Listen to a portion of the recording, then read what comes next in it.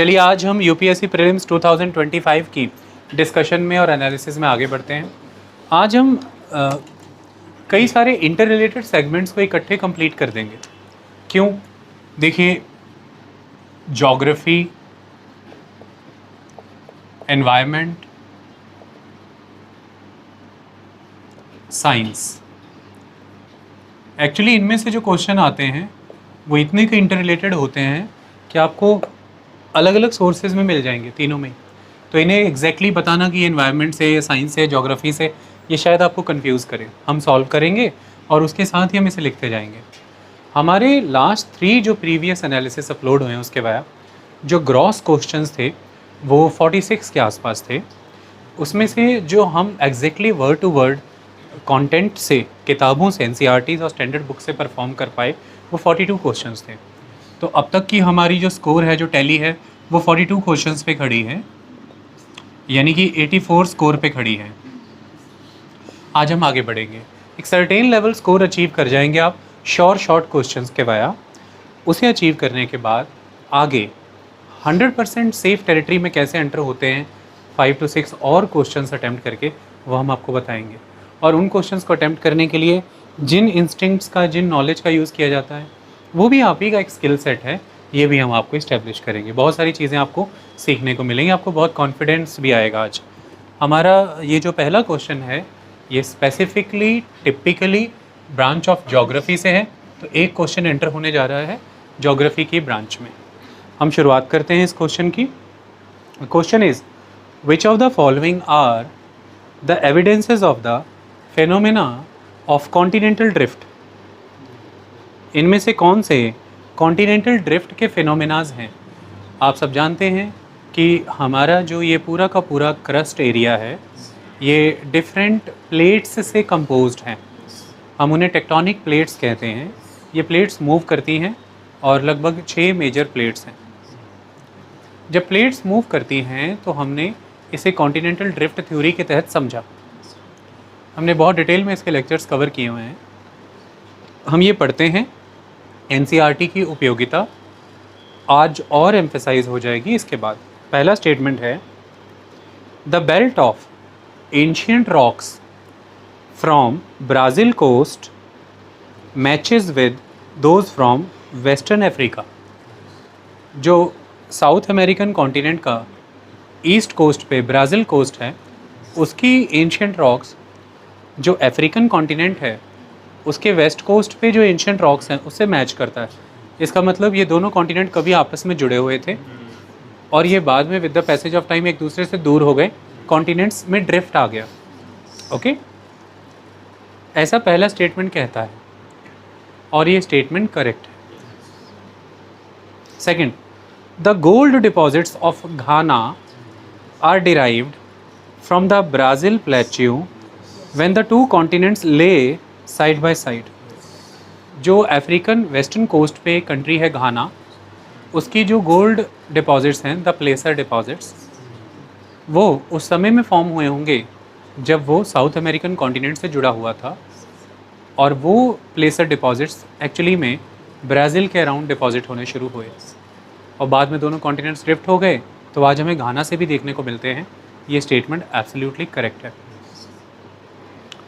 The Gondwana system of sediments from India, the Gondwana system of sediments from India is known to have its counterparts in 6 different land masses of the southern hemisphere. ये बिल्कुल correct है। 6 अलग जो land masses हैं उनमें आपको नज़र आता है कि गोंडवाना सिस्टम के रॉक्स अवेलेबल हैं। तो इसका आंसर है option C, that is all 1, 2 and 3 करेक्ट। ओके, हम आपको एक बार इसे बुक से आइडेंटिफाई करा के देते हैं।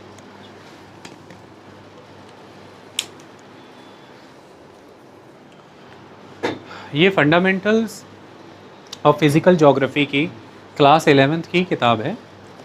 हम इसी में से आपको इसका आंसर ढूंढने में हेल्प करेंगे ताकि आप और बहुत फोकस के साथ सारी चीज़ों को पढ़ें, ध्यान दें और किसी मैनर में अपने कॉन्फिडेंस को, अपने फेथ को इन किताबों से हटाएं ना, आप स्ट्रांग हो जाएं।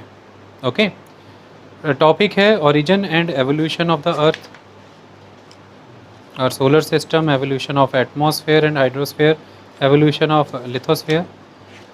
इसके बाद टॉपिक आ जाता है इंटीरियर ऑफ द अर्थ।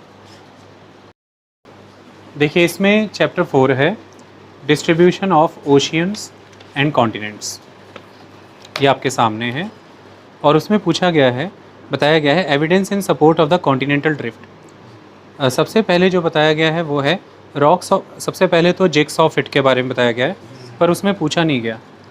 तो rocks of same age across the oceans, क्या लिखा है? The radiometric dating methods developed in the recent period have facilitated correlating the rock formation from different continents across the vast ocean. The belt of ancient rocks of 2000 million years from Brazil coast matches with those from Western Africa. और हमारा जो पहला statement था वो यही था कि the belt of ancient rocks from Brazil coast matches with those from western Africa. तो ये स्टेटमेंट करेक्ट होता है। Next is the placer deposits. The occurrence of rich placer deposits of gold in the Ghana coast and the absolute absence of source rock in the region is an amazing fact. The gold-bearing veins are in Brazil, and it is obvious that the gold deposits of the Ghana are derived from the Brazil plateau when the two continents lay side by side. Statement ये कहती है the gold deposits of Ghana are derived from the Brazil plateau when the two continents lay side by side. So ये statement correct है।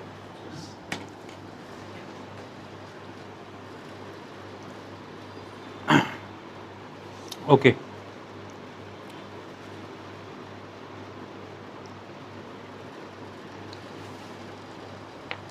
यहीं पर आपको अब मिलेगा, आइए जब हम टेलाइट डिपॉजिट्स की बात करते हैं, it is a sedimentary rock formed out of deposits of glaciers. The Gondwana system of sediments from India is known to have its counterparts in 6 different land masses of the southern hemisphere. Okay, that is the statement number 3. हम यहाँ पर study करते हैं। The Gondwana system of sediments from India is known to have its counterparts in 6 different land masses of the southern hemisphere.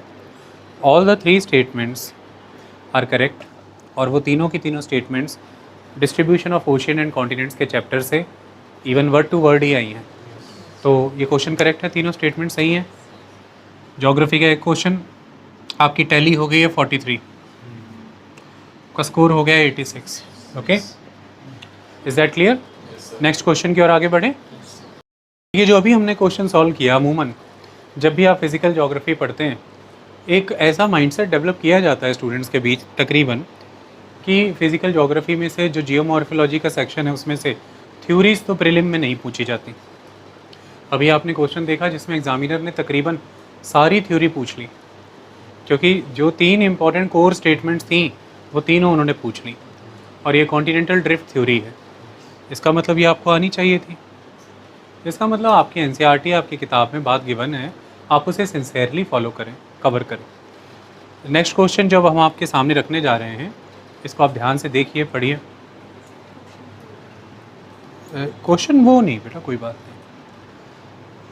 Consider the following statements, statement 1 or statement 2. Which of the following is correct in respect of the above statements? Statement 1.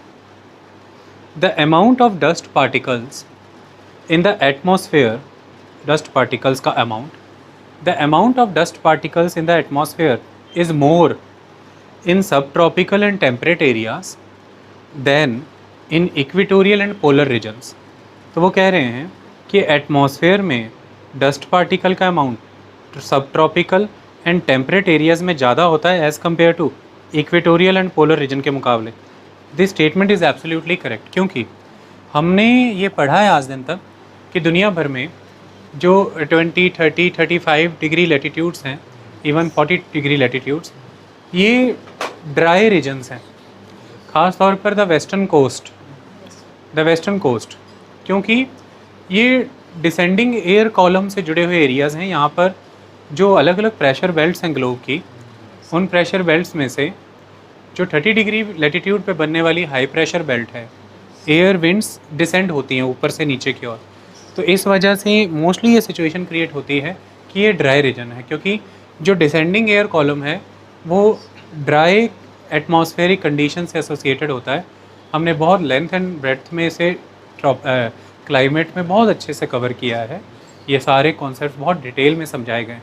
तो देखिए, जो reason ही dry है globe में, तो वहाँ पे vegetation नहीं है, वहाँ पे टर्बुलेंसेस नहीं है, इन द सेंस वहाँ पर रेनफॉल की बहुत कमी है, मतलब वहाँ पे ह्यूमिडिटी की कमी है। तो जहाँ वेजिटेशन की कमी है, जहाँ ह्यूमिडिटी की कमी है, ड्राई कंडीशंस हैं, तो नेचुरली हवा में डस्ट रहेगी। आप खुद सोचिए, आपके गली मोहल्ले में जब बहुत मिट्टी उड़ती तो क्या करते हो? पानी नहीं गिराते हो, या दूसरा तरीका क्या है, घास पेड़ पौधे उगाते हो। लेकिन वहीं किसी प्लाट में थोड़े दिन आपने क्रिकेट खेला है, उसकी घास घूस सब मर गई है, अब वहाँ हवा चलने से क्या होता है? मिट्टियाँ उड़ती हैं। ये तो लॉजिकली बहुत क्लियर एलिमेंट है। दूसरी तरफ इक्वेटोरियल रीजन, इक्वेटोरियल रीजन तो एवरग्रीन फॉरेस्ट से कवर्ड एरिया है। वहाँ पे तो राउंड द ईयर रेनफॉल इतना हैवी होता है, वहाँ पे तो वेजिटेशन कवर इतना बड़ा है, मिट्टियाँ पानी से कवर्ड रहती हैं हमेशा, लीचिंग का प्रोसेस इतना एक्टिवेटेड रहता है। वहाँ पे एटमॉस्फेयर में मॉइस्चर का कंटेंट बहुत हाई है, डस्ट पार्टिकल का कंटेंट उतना नहीं होगा। और दूसरी तरफ पोलर रीजन आइस कवर्ड है, वहाँ पे कहाँ सूखी मिट्टियाँ उड़ा रहे हो आप, तो देयर आइस कवर्ड एरियाज। तो पूरा सत्य वचन था ये statement. This statement was absolutely correct. पढ़ा है सारा आपने, दिक्कत की कोई बात ही नहीं है। एनसीईआरटी में दिखाऊंगा प्रॉपर, टेंशन की कोई बात नहीं है। वैसे लॉजिक से समझाया कि ये इसके पीछे का लॉजिक था। तो जो स्टेटमेंट 1 है वो करेक्ट है। स्टेटमेंट 2, सब tropical and temperate areas have less dry winds. अच्छा, ये तो फिर बात ही अलग हो जाएगी भाई। जो सब ट्रॉपिकल और टेम्परेट एरियाज़ हैं, यहाँ पे तो मोर ड्राई विंड्स होती हैं ना। यहाँ पर तो दुनिया भर के डेजर्ट्स मिल रहे हैं सब ट्रॉपिकल रीजन्स में, टेम्परेट रीजन्स में, और यहाँ पर इसीलिए तो फिर हमने कहा कि डस्ट ज़्यादा है। तो इसका आंसर क्या है कि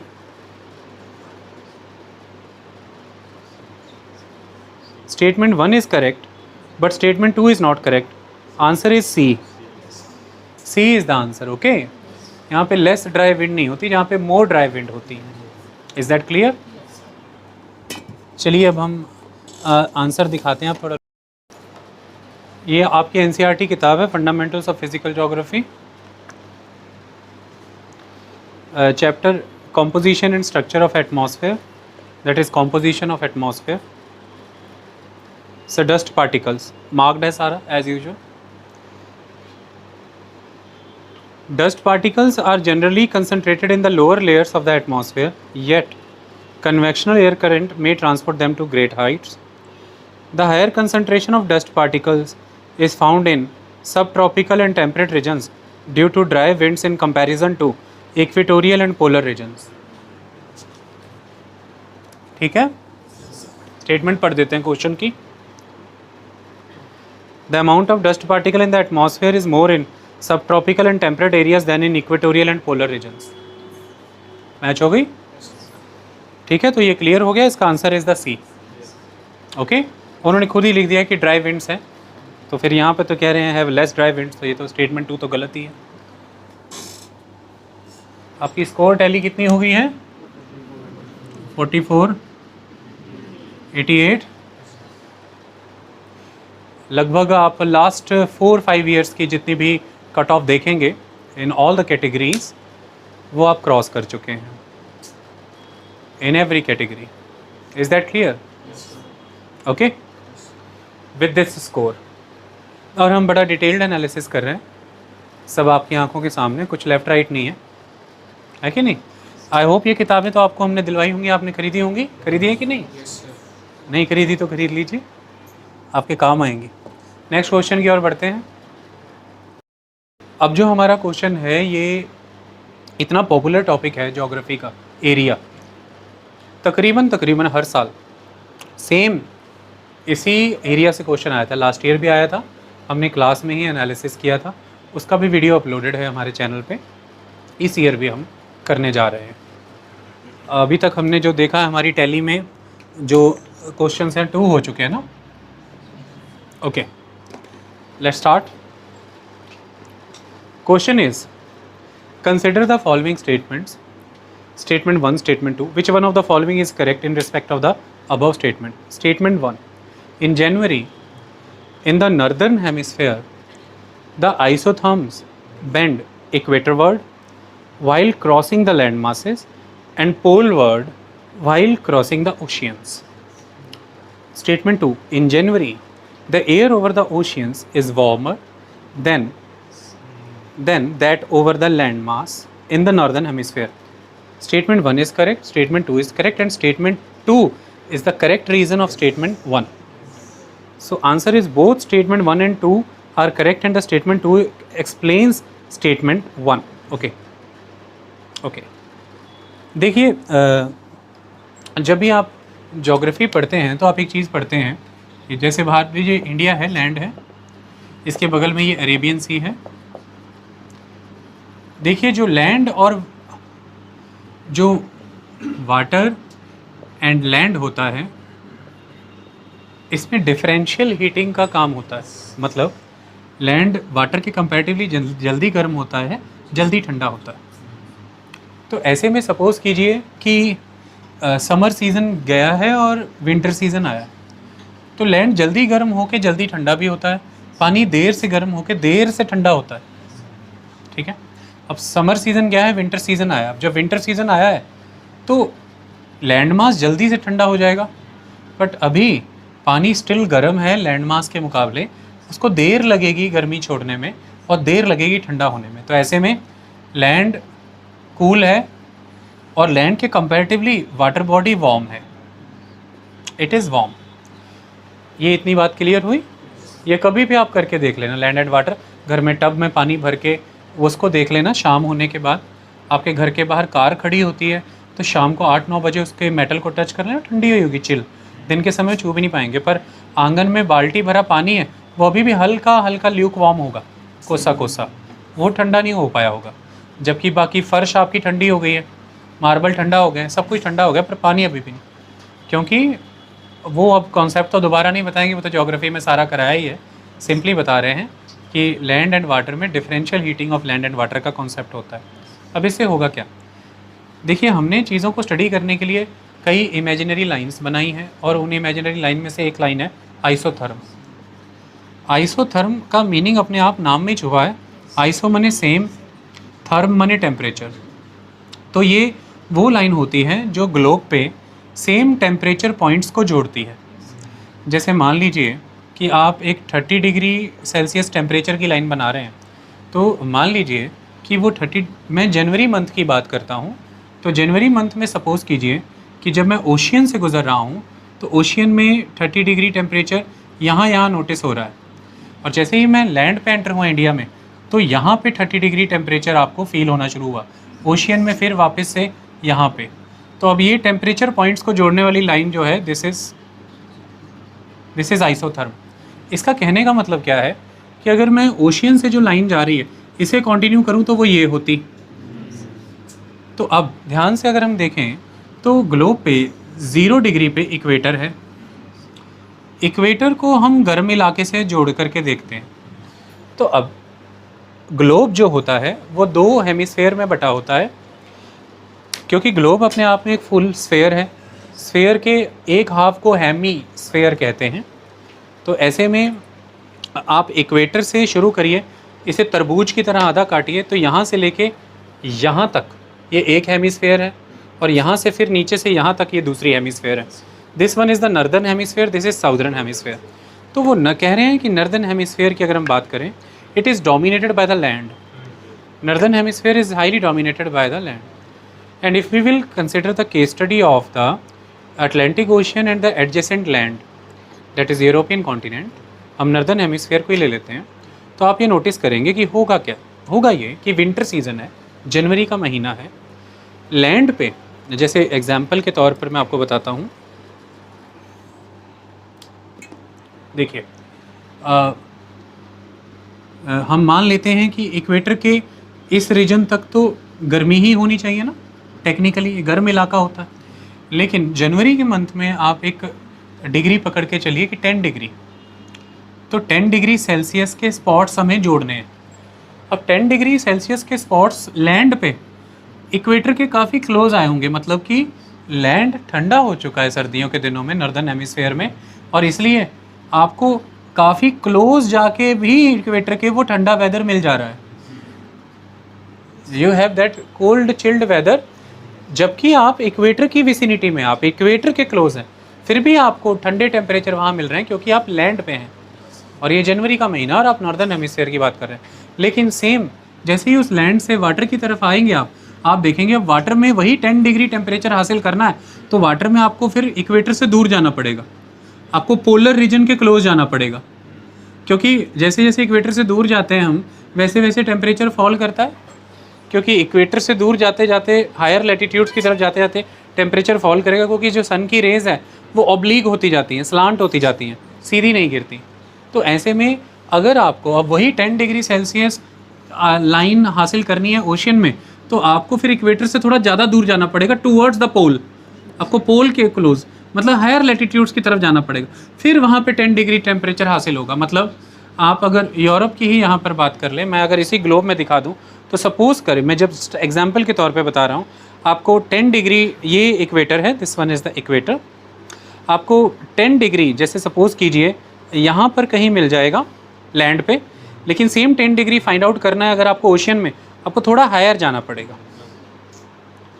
इसका मतलब जो ओशियन में है आइसोथर्म्स जनवरी महीने में नॉर्दर्न हेमिस्फीयर में, वो पोलवर्ड बेंड होती हैं, पोलवर्ड जाती हैं, और वही जनवरी महीने में नॉर्दर्न हेमिस्फीयर में जो आइसोथर्म्स हैं वो साउथवर्ड यानी कि इक्वेटर वर्ड्स जाती हैं। तो जैसे मैंने यहाँ से एक लाइन ड्रॉ की तो ऐसे हो गई ना, ये ऊपर की ओर जा रही है या नीचे की ओर जा रही है, ओके। तो बिकॉज आपको कम डिग्री टेम्परेचर इक्वेटर के क्लोज मिलना शुरू हो जाएगा लैंड पे, पर वही डिग्री टेम्परेचर आपको पोल के क्लोज थोड़ा ऊपर जा कर के मिलेगा ओशियन में, क्योंकि water bodies are still warm, अभी भी गर्म है as compare to the land, वो ज़्यादा गर्म है। इसलिए अगर उतना ही 10 डिग्री टेम्परेचर हासिल करना है, फिर लैटिट्यूड का सहारा लो, थोड़ा ऊंचा जाओ, थोड़े ऊपर जाओ, तो वो कुछ ऐसा बनेगा, वो ऐसे ही बनेंगे आइसोथर्म्स, ऐसी। ध्यान से देखना,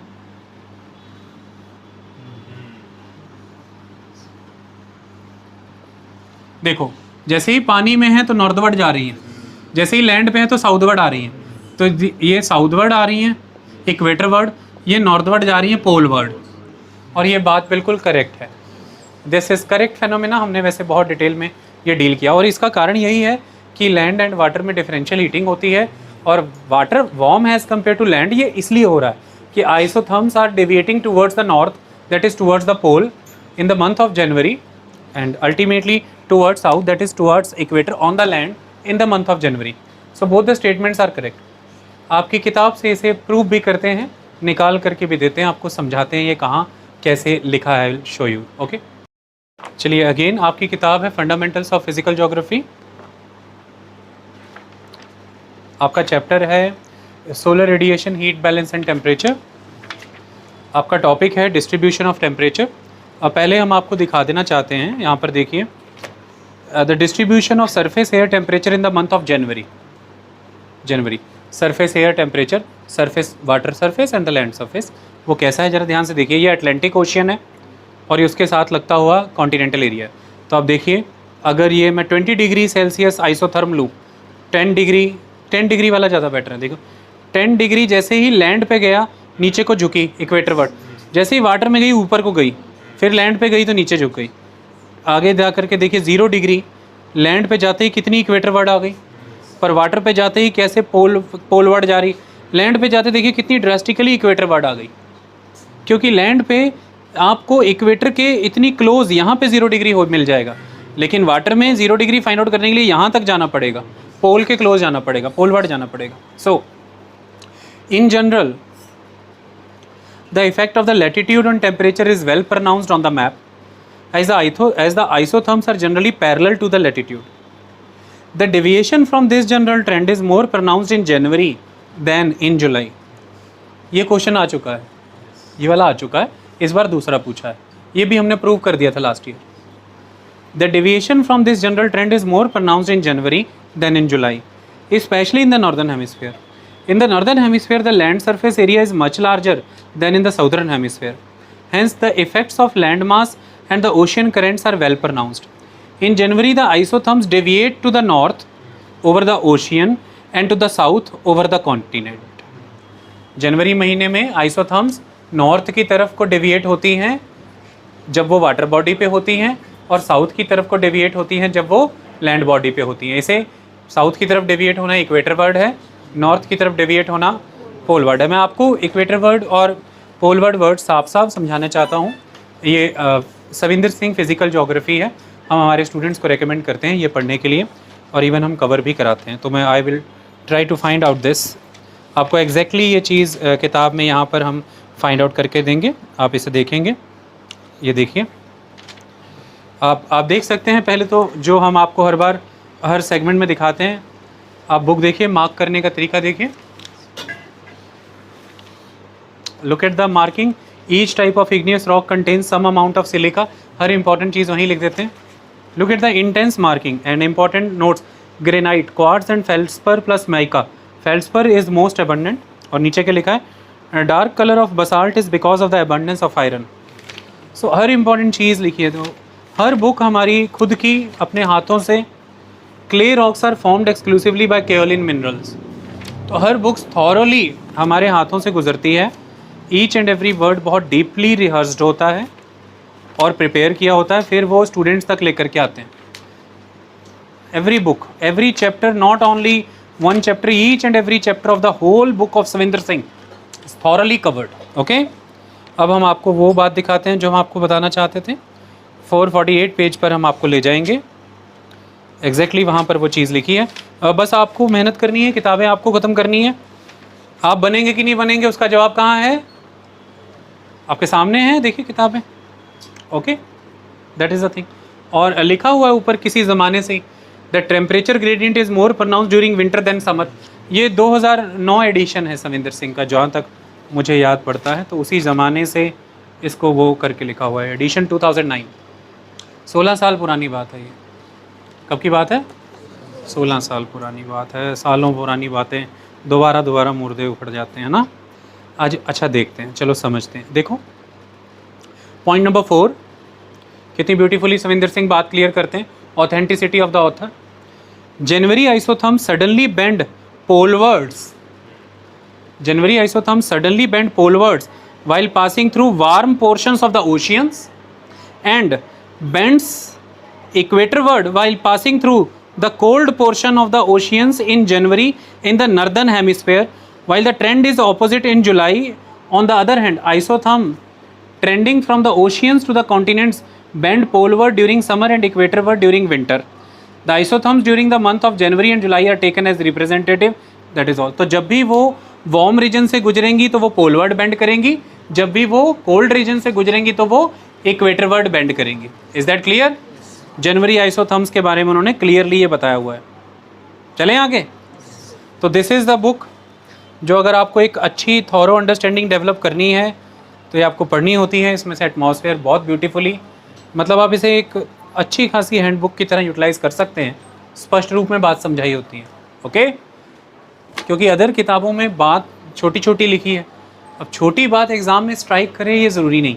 यहाँ पे तो हम उसे एनसीईआरटी से लाइन बाय लाइन निकाल रहे हैं, बट इतना सही पैराग्राफ है, उसे पूरा अच्छे से आपने अंडरस्टैंड किया होगा कभी ना कभी लाइफ में, तो तब वो आपकी अंडरस्टैंडिंग का पार्ट बनेगा एग्ज़ाम के दौरान। तब आप उन लाइन्स को उनकी फुल कैपेसिटी में गेन या इनग्रेन करने के लिए मेंटली रेडी रहते हैं और उन्हें अप्लाई करने के लिए भी तैयार रहते हैं लाइफ टाइम। ओके, ऑथर्स अच्छे से एक बार प्रैक्टिस करने का सबसे बड़ा बेनिफिट ये रहता है कि लॉन्ग टर्म के लिए वो कॉन्सेप्चुअली ही आपकी बॉडी में, आपकी लर्निंग में इनग्रेन हो जाते हैं, एग्ज़ाम में वो अप्लाई होते हैं। चाहे रिसेंटली रिवाइज़ किए हैं कि नहीं, वो कभी जाते नहीं, बिकॉज वो लोग बहुत डिटेल में इस बात को समझाते हैं। ये तो सिर्फ पॉइंट्स पे कंक्लूजन लिखी थी ना, टेम्परेचर का टॉपिक जो है पूरी डिटेल में कवर किया है उन्होंने, और हर चीज़ उन्होंने बहुत अच्छे से समझाई है। ओके, थर्मल एनॉमली ये वो सब कुछ उन्होंने बहुत अच्छे से समझाया। Is that clear? तो चलिए, आपकी अब जो टैली है वो कितनी हो गई है? 45 हो गई ना, ये 45th था ना। 90, यहाँ पर भी क्वेश्चन 4 हो चुके हैं। 90 स्कोर, पिछले कई सालों से अब निकल गए आप। ओके, अच्छा अभी 3 किए हैं हमने, 42 से 45। हाँ सही सही, 3। 45 tally is healthy tally, comfortable tally. Okay, be confident. किसी भी एग्ज़ाम में जो कि सिविल सर्विसेज नेचर का हो, चाहे आप स्टेट पीसीएस की बात करें या आप आईएएस की बात करें, शॉर्ट 45 क्वेश्चंस कर जाना पढ़े हुए में से, ये एक बहुत ही थॉरोली लर्नड और हार्ड वर्किंग और फुल सिलेबस कवर्ड स्टूडेंट्स की ही निशानियाँ होती हैं। अगर आप पहला सवा घंटा या 1 घंटे 20 मिनट तक टाइम दे के इस फिगर को अचीव कर पा रहे हैं, तो रेस्ट ऑफ द 30-35 मिनट्स फिर यूटिलाइज होते हैं अपने आप को हर हिसाब से सक्सेस की रेंज में लाने के लिए, जिसमें आप थोड़ा सा अपना स्किल सेट यूज़ करते हैं, थोड़ा हिट एंड ट्रायल, थोड़ा आपका इंस्टिंक्ट, सारी चीज़ें, और 5 से 6 क्वेश्चन और करने की आपको वहाँ पे ज़रूरत होती है। ओके, बट अभी तो बहुत माल पड़ा है करने वाला, हम उन क्वेश्चंस की और आगे बढ़ते हैं। नेक्स्ट क्वेश्चन है, consider the following statements, which of the statement given above are correct. तो मतलब करेक्ट ही पूछा है। आपने देखा होगा, सबसे पहले मैं इसी कंफर्म करता हूँ। स्टेटमेंट 1, विदाउट द एटमॉस्फेयर, अगर एटमॉस्फेयर नहीं है, temperature would be well below freezing point everywhere on the earth surface. अगर एटमॉस्फेयर नहीं है तो अर्थ पे हर जगह पर लगभग फ्रीजिंग पॉइंट के बिलो टेम्परेचर हो जाएगा। Absolutely correct statement.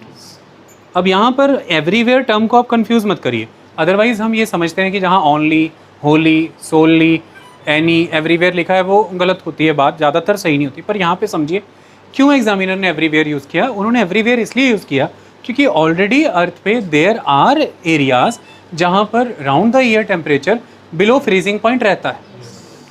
वो पोलर रीजन्स हैं मेनली, और कई हाई अल्टीट्यूड एरियाज हैं। पोलर रीजन में इसलिए रहता है क्योंकि सनरेज वहाँ पर बिल्कुल स्लांटेड हैं और वो स्लाइड पास कर जाती हैं, तो इस वजह से वहाँ पर, और 6 मंथ्स तक तो उन एरियाज़ में जब सन नॉर्दर्न हेमिस्फेयर में अपनी पीक पे होता है ट्रॉपिक ऑफ कैंसर के क्लोज, और साउदर्न हेमिस्फेयर में जब ट्रॉपिक ऑफ कैप्रिकॉन के क्लोज होता है, तो जब भी इन सिचुएशंस में होता है तो इवन साउदर्न हेमिस्फेयर और नॉर्दर्न हेमिस्फेयर में तो उन दिनों में बिल्कुल अंधेरा ही रहता है, रात ही रहती है। तो इस वजह से वहाँ पे बहुत फ्रिजिड कोल्ड टेम्परेचर्स हैं।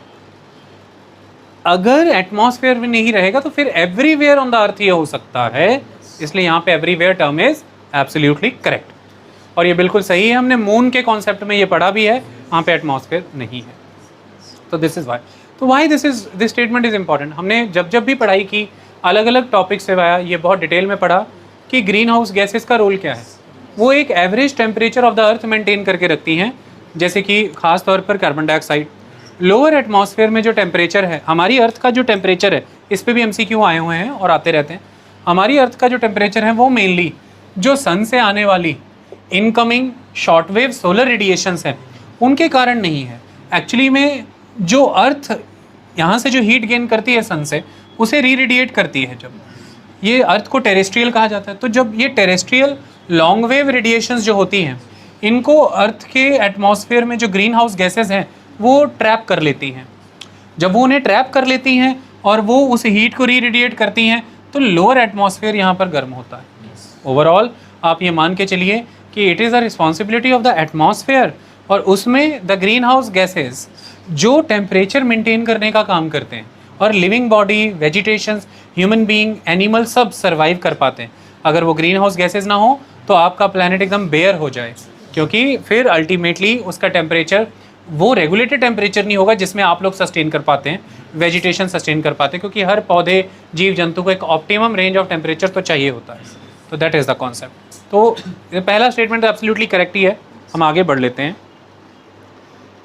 Heat absorbed and trapped by the atmosphere maintains our planet's average temperature. सही है। तो जो हीट एब्जॉर्ब होती है और जो ट्रैप करता है एटमॉस्फेयर, वो हमारे एवरेज टेम्परेचर को मेंटेन करता है प्लैनेट के। अगला, एटमॉस्फेयर्स gases like carbon dioxide and particularly good at absorbing and trapping radiations, बिल्कुल सही है। तो स्टेटमेंट 1, 2, 3, अब स्टेटमेंट 1 जो है वो ये कह रहा है कि अगर एटमॉस्फेयर ना हो तो फ्रीजिंग पॉइंट से बिलो चला जाए टेम्परेचर अर्थ पे एवरीवेयर। अब इस स्टेटमेंट को बाकी की 2 स्टेटमेंट सपोर्ट कर रही हैं और वो बाकी की 2 स्टेटमेंट लगभग सही भी हैं। अगर ये 3 स्टेटमेंट वाला क्वेश्चन होता तो आप इजीली सॉल्व कर जाते। अब आपकी प्रैक्टिस हो गई ना 3 स्टेटमेंट वाले क्वेश्चनों की, कोई दिक्कत वाली बात ही नहीं। पर ये तो क्वेश्चन कैसा है कि इसमें तो बचाना है कि क्या सही है। तो ऑप्शन सी जो है 1, 2 एंड 3 कि 1, 2 एंड 3 जो है वो सही है। Is that clear? ओके, हम आपको इसे प्रूव करके देते हैं। जब आप अपनी एनसीईआरटीज़ पढ़ते हैं तो आपके पास 7th क्लास में एक एनसीईआरटी है our environment. This is the 7th class NCERT our environment, social science की किताब है आर एनवायरनमेंट। ये एक तरह से लोअर क्लासेस की फिजिकल ज्योग्राफी की किताब है। इसमें सारे चैप्टर्स तकरीबन फिजिकल ज्योग्राफी के हैं।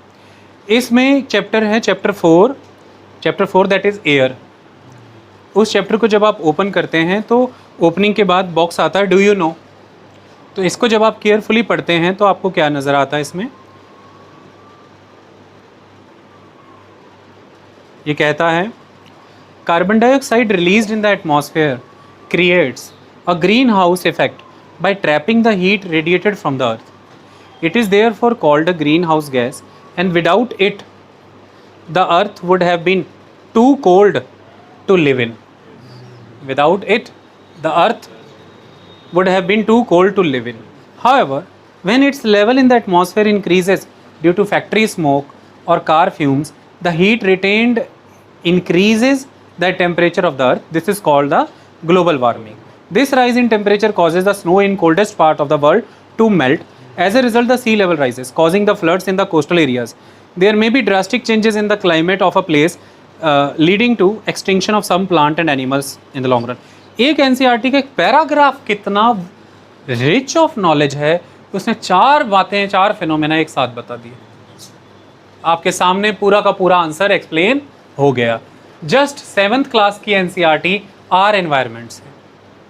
और कई बार ऐसा हो सकता है कि पढ़ते हुए हम इस पैरा को उतनी संजीदगी बख्शे ही ना, लेकिन संक्षिप्त में लिखी उसकी वो बात अपने आप में बहुत कंप्लीट है कि without it the earth would have been too cold to live in, too cold below freezing temperature. हालांकि अब अदर क्लासेस की एनसीईआरटीज फिजिकल ज्योग्राफी ही देखेंगे और सब में तो ये बात फिर और डिटेल में भी समझाई जाएगी। लेक्चरों में हमारे इस बात पे बहुत डिटेल्ड चर्चा है कि एटमॉस्फेयर की क्या भूमिका है, वो कैसे आपको मीटियोराइट से बचाता है, तमाम सारी चीज़ों पर बहुत डिटेल डिस्कशन है। Everything okay. सारा पानी क्यों नहीं सूख जाता पृथ्वी का, इवेपोरेट क्यों नहीं हो जाता, हर चीज़ पर हर बिंदु पर एटमॉस्फेयर क्या करता है, क्यों होना चाहिए, क्या रोल है, हमने बहुत लेंथ एंड ब्रेड्थ में इसको समझाया है। ओके, पर आपकी तसल्ली के लिए इज्जतमान पूरा बख्शना एनसीईआरटी को, मैंने आंसर इसका वहीं से ट्रेस करके दे दिया एनसीईआरटी से। Is that clear? ओके, हमारी टैली कितनी हो गई अब? 92। आप तो मतलब विजय ध्वज लहराते जा रहे हो, जीत को भी पार कर गए, अब तो मतलब वर्ल्ड रिकॉर्ड है कि नहीं? खुश होना चाहिए, खुश होना चाहिए। खुश इसलिए होना चाहिए कि मेहनत करनी। क्या करनी है? मेहनत करनी। कई बार क्या लगता था कि एक तिलिस्म सा लगता था कि पता नहीं यूपीएससी का सिलेबस कहीं से कभी पूरा मिलेगा। ऐसी बातें घूमती है ना कि इसका तो सिलेबस ही नहीं मिलता लाइफ टाइम, या ये तो कौन सी निराली चीज़ों से आता है, ये पेपर बड़ा निराला है। क्वेश्चन निराला नहीं है, काफ़ी लॉजिकल है, काफ़ी थिंकिंग बेस्ड है, हर तरह का आपका हुनर टेस्ट होगा एग्ज़ाम में, वाइड रेंज ऑफ नॉलेज। कहाँ तो हम फिजिकल ज्योग्राफी 11वीं की भी देख रहे हैं, साइमल्टेनियसली 7th पे आगे एकदम से जंप करके। Overall by and large concepts हैं वो। ग्रीन हाउस गैस का कॉन्सेप्ट है, एवरेज टेम्परेचर का कॉन्सेप्ट है, लोअर एटमॉस्फेयर का कॉन्सेप्ट्स अच्छे से प्रिपेयर करिए अपने स्ट्रांगली, आंसर हो जाएगा। फिर बुक से ट्रेस मिल ही जाएगा। ट्रेसेस मुझे ऐसा लगता है बाद में फाइंड आउट करो, पहले आंसर अपने कॉन्सेप्ट के दम पे करो, फिर ट्रेसेस जस्टिफाई करने को मिल ही जाएंगे किताबों में, क्योंकि कहीं ना कहीं कभी ना कभी पढ़ा आपने किताब से ही होगा ना। दिक्कत की कोई बात नहीं है, बात कॉन्सेप्ट की है। अब चक्कर ये है कि कुछ बच्चे इस गलतफहमी में आ जाए, हाथ जोड़ के निवेदन है, कहीं एनसीईआरटी रटने ना बैठ जाएं भाई कि इसे ही रट लो आईएएस बन जाएंगे, ये तो बड़ा सौखा हो गया काम। मामा पापा खाली एनसीईआरटी रटनी, रट के नहीं हुआ वो क्वेश्चन, वो कॉन्सेप्चुअली आ रहा है। आपको कॉन्सेप्ट दिमाग में बैठाना है, तब हो जाएगा आपका, रटने से नहीं होगा। ओके, नेक्स्ट क्वेश्चन की ओर बढ़ें। Okay, with reference to the planet Earth, consider the following statements. Which of the statement given above is or are true? या correct? First statement, rainforest, evergreen forest. Rainforest produce more oxygen than that produced by oceans. Grossly incorrect. Oceans are producing more oxygen. जब भी हम geography पढ़ते हैं और हम life forms के बारे में पढ़ते हैं तो वी नो द फाइटोप्लैंक्टन्स। जिन फाइटोप्लैंक्टन्स को खा खा के ही जू प्लैंक्टन्स बनते हैं, और इन्हीं जू प्लैंक्टन्स को खा खा के आगे बड़ी मछलियाँ जिंदा रहती हैं। वर्ल्ड में जहाँ पर भी दो डिफरेंट टेम्परेचर की वाटर करेंट्स मिलते हैं, एक वार्म वाटर करंट और कोल्ड वाटर करंट, वो बेस्ट ब्रीडिंग ग्राउंड होते हैं फाइटोप्लैंक्टन्स के, क्योंकि वहाँ पे फाइटोप्लैंक्टन्स बहुत अच्छे से पैदा होते हैं, तो उन्हें खाने के लिए जू प्लैंक्टन्स आते हैं, और जू प्लैंक्टन्स को खाने मछलियाँ, तो वो वर्ल्ड के बेस्ट फिशिंग ग्राउंड्स होते हैं। यही वो फाइटोप्लैंक्टन्स हैं जो भरे पड़े हैं सागरों में, और सागर हमारी पृथ्वी का 70% है। और सागर साइज़ देखिए, कंपैरिजन ही नहीं है कोई। और ये phytoplanktons that a very very small organisms, ऐसे नेकेडली आपको दिखेंगे नहीं, इन्होंने उस ऑक्सीजन को ऑक्यूपाई किया हुआ है। तो ये फोटोसिंथेटिक है, फोटोसिंथेसिस एक्टिविटी करते हैं, ऑक्सीजन बनाते हैं। इवन हम जब हमारी एनसीईआरटीज़ पढ़ते हैं और हमने जब देखा कि पृथ्वी पर जीवन आगे कैसे बढ़ा, काम कैसे हुए, तो उसमें स्पेसिफिकली हम इस चीज़ को पढ़ते हैं कि ऑक्सीजन कैसे आई। और जब ऑक्सीजन कैसे आई, फिज़िकल ज्योग्राफी की जो 11th की क्लास है उसमें ये बात बहुत अच्छे से समझाएगी, मैं अभी आपको पढ़ करके बता दूंगा, तो वहाँ से भी ये फैक्ट इस्टेब्लिश हो जाता है। Okay, so it is not like that कि द रेन फॉरेस्ट आपको ओशियन से ज़्यादा ऑक्सीजन दे रहे हैं। ओशियंस इवन पृथ्वी का 50% से ज़्यादा ऑक्सीजन का कंट्रीब्यूशन देते हैं। ये चीज़ें आपने कई बारी पढ़ी हैं, अभी आपको दिखा भी देंगे। तो this statement 1 is not correct, ये गलत हो गई। Second statement is the marine phytoplanktons, वही पानी में रहने वाले फाइटोप्लैंक्टन्स, पानी के पौधे प्राइमरी प्रोड्यूसर्स। हम जब ट्रॉफिक लेवल्स पढ़ते हैं, एनर्जी लेवल्स पढ़ते हैं, तो primary producers, primary consumers, secondary consumers, ऐसी तमाम चीज़ें पढ़ते हैं। Marine phytoplanktons and photosynthetic bacteria, cyanobacteria हमने पढ़ाए होते हैं आपको कि साइनोबैक्टीरियाज होते हैं जो बाद में जाके अब रॉक्स हो चुके हैं, ऑस्ट्रेलिया के किनारों में मिलते भी हैं। Marine phytoplanktons and photosynthetic bacteria produce about 50% of world's oxygen, बिल्कुल सही स्टेटमेंट। अगला, a well oxygenated surface water, कोई भी pond, river, lake, anything, well oxygenated surface water contains several folds higher oxygen then that in the atmospheric air. It's a wrong statement. Why? Atmosphere में 21% तक तो oxygen है, और पानियों में तो हम देखते हैं पार्ट्स पर मिलियन में जाकर के कुछ ऑक्सीजन आपको मिलता है, जो उसका डिजॉल्व्ड ऑक्सीजन है, the saturated oxygen into the, if water is saturated with the oxygen then that it is very less, somewhere around, आपको जब आप पढ़ेंगे या कहीं भी आपने पढ़ा हुआ है तो 5% के आसपास मुश्किल से होगा। 21% oxygen which is the dominant element, it is a part of the atmosphere, no water body can ultimately exceed it. और this statement is several folds higher oxygen than that in the atmospheric air. It's not possible. It is absolutely wrong statement. Okay? तो अब अगर इस हिसाब से हम इसको solve करने पर आएँ तो हमें साफ नज़र आ रहा है कि जहाँ पर भी 1 होगा वो तो इनकरेक्ट ही हो जाएगा। तो 1 इसमें है, 1 इसमें है, तो ये दोनों तो गई। दूसरा नन ऑफ द अबव भी है, तो यहाँ पे फंसा लिया एग्जामिनर ने आपको। ये एब्सोल्यूट नेचर का क्वेश्चन है, इसका मतलब 3B वाला भी आपने निकाल दिया था कि 3 इसमें है, तो ये भी गई। अभी भी आप फंसे हुए हैं, अकेले 2 का भी ऑप्शन है, और अगला नन ऑफ द अबव भी है। इट मीन्स अब आता है तो आंसर होगा, वरना नहीं होगा। और स्टेटमेंट 2 है कि marine phytoplankton and photosynthetic bacteria produce about 50% of world oxygen. This statement is correct, answer is only 2। Okay, चलिए इसको समझना शुरू करते हैं। एनसीईआरटी किताब है ओशियंस एंड कॉन्टिनेंट्स, मैंने स्क्रीनशॉट ही खींच लिया, ncrt.nic.in। इसको पढ़ना शुरू करते हैं। ये बता रहे हैं कि ओशियंस क्या क्या करते हैं। There would be no rainfall, ऐसा करके लाइन ख़त्म हुई। आगे the earth would be a desert, earth desert हो जाता। Moreover more than half of the world's oxygen is produced by the ocean's flora, which is why they are called the planet's lungs. उन्हें planet के lungs कहा जाता है क्योंकि more than half of the oxygen of the atmosphere produced by the ocean flora, that is phytoplanktons. Phytoplanktons को ही flora, ocean flora तो वही है ना, flora fauna, flora माने vegetation, fauna माने animal, flora माने plant kingdom, fauna माने animal kingdom. So that is the thing. The oceans therefore play a crucial role in regulating the climate and sustaining life on earth. बाकी ocean के बारे में जो भी बात है वो लिखा हुआ है. Is that clear? चलिए आपको एक और सोर्स से ही आप ही की और एनसीईआरटी से भी इसे पढ़ाते हैं, बताते हैं. ये आपके सामने फंडामेंटल्स ऑफ फिजिकल ज्योग्राफी किताब है.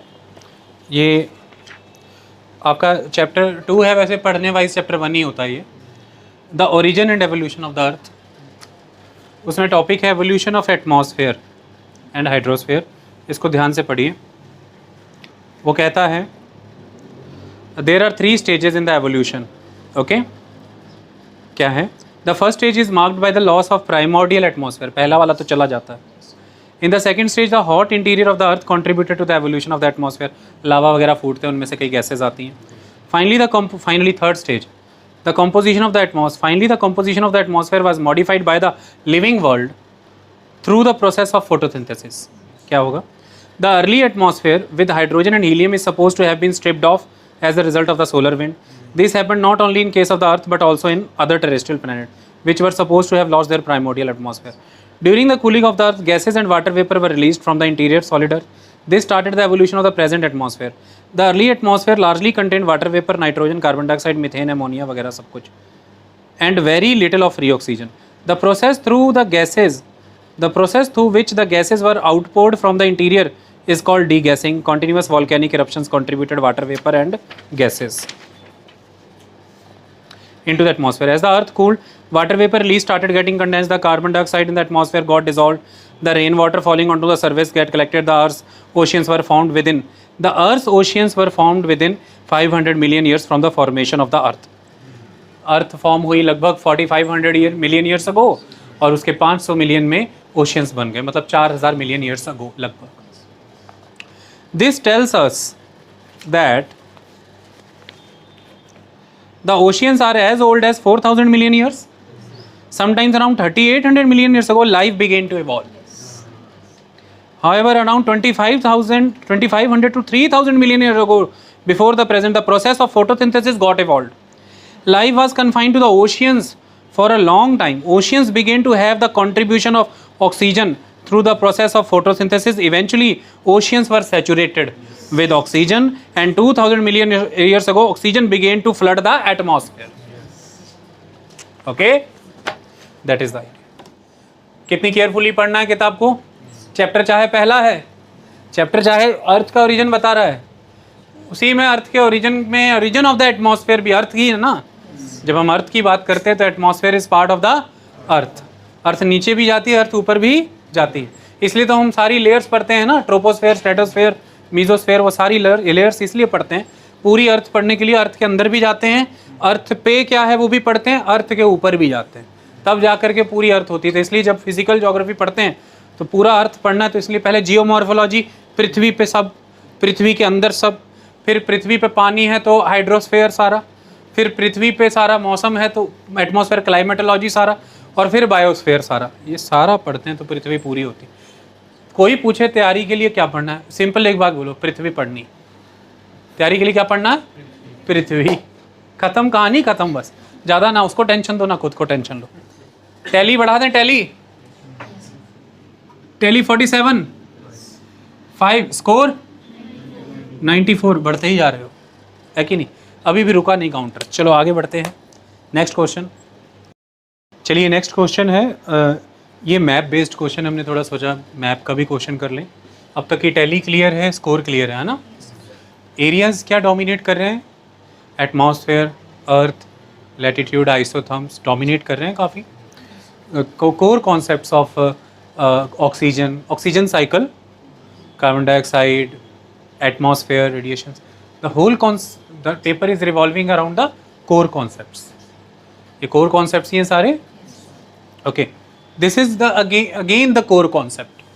बच्चा गलती पता कहाँ करेगा, मैं आपको बताता हूँ, जो करनी ही नहीं चाहिए थी। Consider the following statement. Okay, तो ये क्या है कि ये पूरा क्वेश्चन किधर होगा, मैंने इतना ही भेजा था। ओके,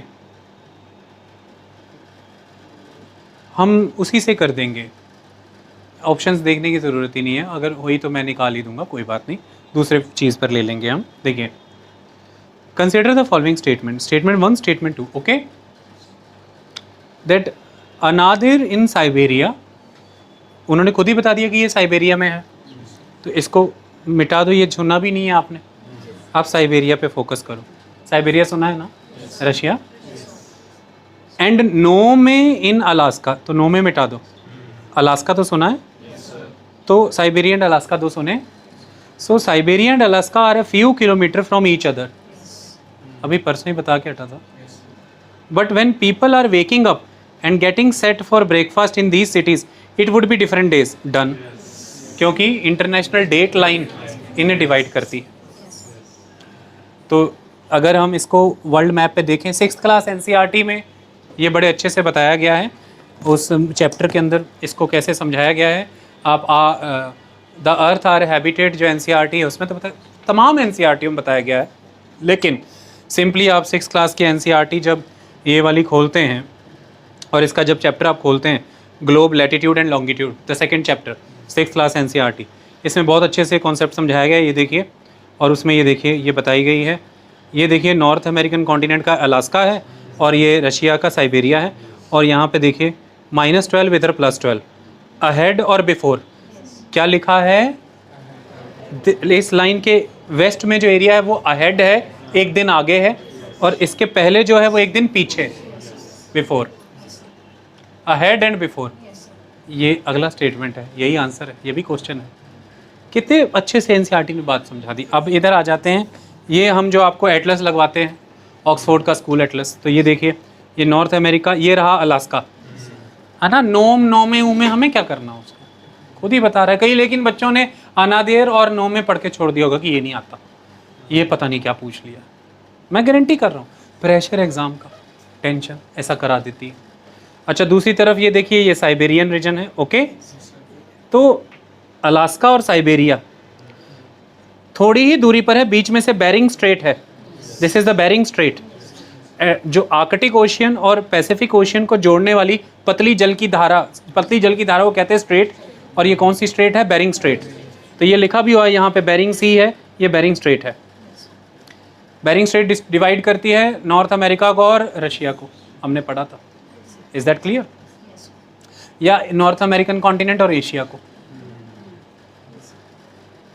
अब यहाँ से ये डॉटेड एक लाइन गुजर रही है, देखिए, this is the international date line, है ना। अब मैं इसको बड़ा नहीं कर सकता क्योंकि ये तो मैप है, ऐसा करके मैं लगा था करने, लेकिन ये हो नहीं सकता। लेकिन इसमें एक बात बहुत ब्यूटीफुल लिखी है, वो क्या, और हमने लेक्चरों में ये बहुत अच्छे से एक्सपेरिमेंट कराए, इसके MCQs भी बहुत आए। ये देखिए, इस तरफ ये सैटरडे है, इस तरफ ये संडे है, मतलब ये अहेड है, ये बिफोर है। तो सैटरडे के अहेड क्या होता है, उधर संडे आएगा, और संडे के बिफोर क्या है, सैटरडे। Is that clear? ये इंटरनेशनल डेट लाइन है, तो दोनों जगह पे लोग थोड़ी सी दूरी पे हैं, पर अलग अलग दिन पे उठते हैं सुबह। बात सही है, क्योंकि डेट लाइन आ जाती है ना। अब जैसे ही अलास्का क्रॉस करते हैं उधर, आप एक नए दिन में प्रवेश कर गए, क्योंकि ये एक इमेजिनरी लाइन है, this is international date line. Okay, globe दीजिए। देखिए, हम ये जानते हैं कि अर्थ जो है वो वेस्ट टू ईस्ट रोटेट करती है। अगर अर्थ वेस्ट टू ईस्ट रोटेट करती है और सन यहाँ पे है, तो फिर सन अल्टीमेटली ईस्ट में ही राइज होता है। मतलब इसको ऐसे समझिए कि ये एशियन कॉन्टिनेंट है और सन यहाँ पर है, और आप रहते हैं ईरान में और एक पर्सन रहता है चाइना में, तो सन यहाँ पर है। अगर तो वेस्ट टू ईस्ट अगर अर्थ रोटेट कर रही है, तो पहले सन किसको फेस होगा, चाइना में रहने वाले को। फिर तो ईरान वाले के लिए तो सूरज पूर्व से ही उग रहा है एक तरह से, और चाइना वाले के लिए भी पूर्व से, क्योंकि पहले सन जापान को फेस होगा। तो क्योंकि अर्थ पश्चिम से पूर्व की ओर घूमती है, इसलिए सूर्य पूर्व से उगता है, पश्चिम में डूबता है। Is that clear? अब अल्टीमेटली जब ऐसे अर्थ घूम रही है, ऐसे अर्थ घूम रही है, ऐसे अर्थ घूम रही, घूमते घूमते घूमते घूमते घूमते घूमते यहाँ पर देखिए ऐसे घूम रही है, घूम रही है, घूम रही है, ये इंटरनेशनल डेट लाइन पे आ गई अर्थ, सन आ गया यहाँ पे, ये देखिए ये इंटरनेशनल डेट लाइन है ना। अब इसके आगे तो डेट बदलनी है, तो इसके आगे अब जैसे ही आगे हुआ नया दिन चढ़ गया, नई डेट आ गई। अब ये वही डेट चल रही है, वही डेट चल रही है, वही डेट चल रही है, वही डेट चल रही है, वही डेट चल रही है, वही डेट, फिर आ गए इंटरनेशनल डेट लाइन पे 180 डिग्री का सर्कल, ठीक है। तो इस तरह से ये जैसे अर्थ नॉर्थ साउथ में, नॉर्दर्न और साउदर्न हेमिस्फेयर में बटी है, वैसे ही इस डेट लाइन से अर्थ ईस्टर्न एंड वेस्टर्न हेमिस्फेयर में बटी हुई है। ओके, अर्थ ईस्टर्न और वेस्टर्न हेमिस्फेयर में बटी। अब फिर हम 180 डिग्री का गोला यहाँ से एक हेमिस्फेयर हो गया, एक इस तरह से फिर एक हेमिस्फेयर हो गया, क्योंकि स्फेयर है ना, ऐसे काटो हेमी बनेगा। तो इस हिसाब से आप फिर इंटरनेशनल डेट लाइन पे आ गए, फिर दिन बढ़ गया, फिर बढ़ गया, वही दिन वही दिन वही दिन वही दिन वही दिन घूम के फिर इंटरनेशनल डेट लाइन पे आए, फिर दिन बढ़ गया। Okay, is that clear? क्योंकि देखिए यहाँ पर कहानी क्या है, इस चीज़ को समझिए आप, इसको आपको अंडरस्टैंड करना है। आप एक लाइन से चल के फिर उस लाइन पे वापस आ रहे हैं। अब पूरा एक गोला लगा रहे हैं 360 डिग्री का, अब पूरा एक गोला लगा रहे हैं 360 डिग्री का, और ये 360 डिग्री का पूरा गोला लग रहा है 24 घंटे में, लगभग 1440 मिनट के आसपास, 1440 मिनट के आसपास। तो हर एक लॉन्गिट्यूड सन को क्रॉस करता है 4 मिनट्स में। ओके, और हर 15 लॉन्गिट्यूड यानी कि 15 इंटू 4 60 मिनट्स होते हैं, 1 घंटा। ओके, तो हर 15 लॉन्गिट्यूड पे सन एक एक सेगमेंट को क्रॉस कर जाता है अर्थ के। Is that clear? इतनी बात समझ में आई? तो इसी हिसाब से अगर हम देखें तो हमने टाइम निकाले हुए हैं, जैसा हमने टाइम लाइन से बताया था जो लंदन से गुजरती है। तो अब यहाँ पर आप गौर से देखिए, ये है इंटरनेशनल डेट लाइन, इसके ठीक ऑपोजिट 180 डिग्री पे, 360 नहीं 180 डिग्री पे टाइम लाइन है, ये जो लंदन से गुजर रही है, ग्रीनविच मेरिडियन टाइम लाइन, इसके बिल्कुल ऑपोजिट है। Is that clear? ये सारे कॉन्सेप्ट्स आपने पढ़े हैं। अब आप मुझे एक बात बताइए कि ये क्यों हो रहा है कि अलास्का और साइबेरिया के लोग बहुत कम दूरी पे हैं, अलग अलग दिन पे उठ रहे हैं? क्योंकि इंटरनेशनल डेट लाइन है, बात फैक्चुअल है, सारा पढ़ा हुआ है, लॉन्गिट्यूड लैटिट्यूड सारा समझ लिया एग्जामिनर ने एक ही क्वेश्चन में। पृथ्वी का गोला वेस्ट टू ईस्ट घूमना, डेट बदलना, दिन बदलना, टाइम बदलना, इसको कहते हैं इस तरह से क्वेश्चंस बनाना। एक क्वेश्चन बना के सारा समझ लेंगे वो आपका, ठीक है? ओके, और ये देखिए ऐसे करके इसको उठाते हैं और ये आ गया, चला भी गया। सो अब सवाल पूछ रहा है कि when it is Monday in another, यानी कि अनदर कहाँ था? साइबेरिया। तो वो कह रहा है when it is Monday in Siberia it is Tuesday in Norway, यानी कि अलास्का। रॉन्ग। अगर मंडे है तो बिफोर क्या होगा? Before Sunday. ये तो बहुत ज़्यादा ही गलत हो गया यार। तो ओनली स्टेटमेंट 1 इज करेक्ट। तो ये कंप्लीट क्वेश्चन अभी हम दूसरे जगह निकाल के देखते हैं मोबाइल पे। ओके, क्वेश्चन ही हमने थोड़ा भेजा है, छोटा ही भेज दिया। ये क्या किया? बस आप इसके ऑप्शन समझ जाइए, समझा ही दिए हैं हमने आपको। इसको ले लीजिए, यहाँ से देख लेते हैं, ये ऑप्शन यहीं से देख लेते हैं। देखिए, A 1 only, B 2 only, C both 1 and 2, D neither 1 और 2, 1 ओनली। ओके, अब मज़ा आया ये करके आपको? गुड। तो टैली आगे बढ़ाएं। 96 100 को टच होने वाले सेंचुरी। ओहो सॉरी, आधी ये तो 48। ओके ठीक है, 6 48 96 डन। चलिए अब अगले क्वेश्चन की ओर बढ़ते हैं। जो पहला लॉन्गिट्यूड और लैटिट्यूड वाला अभी क्वेश्चन हमने अभी कंप्लीट किया, लॉन्गिट्यूड वाला, आप उसे रीजनल ज्योग्राफी में भी ले सकते हैं या सिंपली आप उसे ग्लोब में ले लीजिए। इसी तरह से रीजनल ज्योग्राफी डोमिनेट करती है हर साल। 2-3 क्वेश्चन आते हैं, कई बार 4 5 6 भी आ जाते हैं। ये देखिए क्वेश्चन है, consider the following countries. As it is आपको हमने कराया हुआ है, आपने तो इसे बहुत डिटेल में किया हुआ है। Andes mountain pass through how many of the above countries. South America के वेस्टर्न रीजन में जो एंडीज माउंटेन है वो इनमें से कितनी कंट्री से गुजरते हैं, किस किस कंट्री से गुजरते हैं, वो बताना है हमें। ओके, देखिए कंट्रीज बताई हैं, Bolivia, Brazil, Colombia, Ecuador, Paraguay, Venezuela. देखिए सबसे पहले अगर हम एंडीज माउंटेन को जाने कि वो कहाँ लोकेटेड है, नॉर्थ टू साउथ एक्सटेंडेड है, वेस्ट में है, लॉन्गेस्ट माउंटेन चेन है। अब सीधे सीधे उस हिसाब से अगर हम देखें तो ब्राज़ील की लोकेशन आप जान ही रहे हैं, और दूसरा पाराग्वे कहाँ है आप जान ही रहे हैं। अब हम अरेंज करने पे आ जाएं तो वेनेजुला, नॉर्थ से साउथ की तरफ आप सारा देख लीजिए, वेनेजुला, इक्वेडोर, बोलिविया, कोलंबिया, ये चारों के चारों आपको एंडीज़ माउंटेन में मिल जाएंगे। एग्जैक्ट लाइन टू लाइन आपने ये पढ़ा हुआ है कि कहाँ कहाँ किस किस कंट्री में एंडीज़ फॉल करता है। हम आपको उसका लेक्चर नंबर और कंटेंट नंबर और पेजेस नंबर भी अभी बता देंगे। Okay, so answer is only 4। कितने यहाँ पर कितनी कंट्री से एंडीज़ गुजरता है? ओनली 4। पाराग्वे से नहीं गुजरता है, ब्राज़ील से नहीं गुजरता है। ब्राज़ील का संबंध मेनली अमेज़ॉन रिवर से है। Is that clear? तो देखिए डायरेक्टली क्वेश्चन आया हुआ है एंडीज़ माउंटेन से, और क्वेश्चन यहाँ पे मैं मानता हूँ है कंसेप्चुअल अंडरस्टैंडिंग पे ही, अगर आपने मैप प्रिपेयर किया हुआ है, अगर आपके दिमाग में वो कंट्रीज़ बैठी हुई हैं, फिर you can answer it very well. लेकिन स्टिल क्वेश्चन डीप है। तो देखिए कंट्रीज़ की लोकेशंस जिस पे हम हमेशा फोकस करते हैं कि लोकेशंस लोकेशंस लोकेशंस बहुत इंपॉर्टेंट है, उसका इंपॉर्टेंस यहाँ पे आपको नज़र आता है। हम जरा इसको मैप के वाया आपको थोड़ा समझाने की कोशिश करते हैं। ऑक्सफोर्ड का ये लाइटें फिर कम ही ना छोड़ो बेटा, कम ही ना छोड़ते होते। वही आपका कोर्स टॉपिक, ये एक एटलस है, स्कूल एटलस, ये आपके सामने साउथ अमेरिका है। ये देखिए ये सारा ये नॉर्थ से साउथ जा रहा है ना, एंडीज़ आपके सामने ही। ओके, आपने इसको देख लिया ना एक बार। ओके, अब आप इसका पॉलिटिकल मैप देख लीजिए। देखिए ये कहाँ खड़ा है ब्राज़ील, अच्छा ये कहाँ खड़ा है पाराग्वे, और वो कहाँ से गुजर रहा है देखो, Venezuela, Colombia, Ecuador, Peru, Bolivia, Chile, है ना। ये तो हमने अभी मैप से बताया है। मैं क्या बता रहा हूँ आपको कि हमारी वर्ल्ड रीजनल ज्योग्राफी की एक प्लेलिस्ट है, हमारे चैनल पे वर्ल्ड रीजनल ज्योग्राफी की प्लेलिस्ट है। मैं फिर से यहाँ पे क्लियर कर दूँ, हम चैनल का प्रचार नहीं कर रहे, सिर्फ ये बताने समझाने के लिए कि टॉपिक्स आर इम्पॉर्टेंट, आपको उसे कवर करने के लिए उन चीज़ों को कवर करना ज़रूरी होता है। उसके बाद हम आपको ये दिखाने जा रहे हैं कि this is the playlist of world regional geography. इसमें यूरोप और ऐसे ही सारे कॉन्टिनेंट्स कवर करते करते करते जब हम यहाँ जाएंगे तो आपको ये नज़र आ जाएगा कि ये देखिए साउथ अमेरिका शुरू हो गया। South America lecture number 42 focus IAS PCS institute हमारा चैनल है, उस पर प्लेलिस्ट है वर्ल्ड रीजनल ज्योग्राफी की।